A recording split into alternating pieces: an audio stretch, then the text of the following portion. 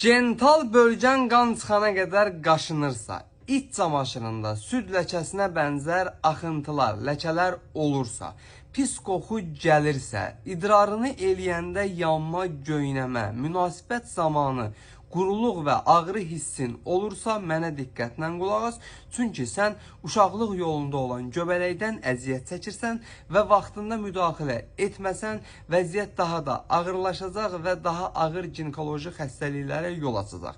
Müdaxiləni necə etmək lazımdır? Ekrandakı ürək qızart, ətraflı izah edeyim. Sənə lazım olan Kandivak şamdır. Çünki Kandivak şam antiseptik təsirinin köməyi ilə istifadə edildiyi zaman bütün bu problemlərə son qoyur, seleklik qışanı qoruyur. İstifadəsi axşam yatmamışdan öncə vaginal bölgə, yəni uşaqlıq yoluna bir dənəsini qoyub yatırsan. Elə ilk istifadədən saydığın problemlərin yavaş-yavaş azaldığına və müalicənin sonunda tamamilə bitdiyinə özün müşahidə edəcəksən. Kandivak şamı profilaktik məqsədlə də istifadə edib bu saydığın problemlərin yaranmasının qarşısını almaq da olar. Ölkənin bütün apteklərində var. Olmasa əczaçılarımızdan xahiş edin, Kandivak şamı zakas verib gətirsinlər.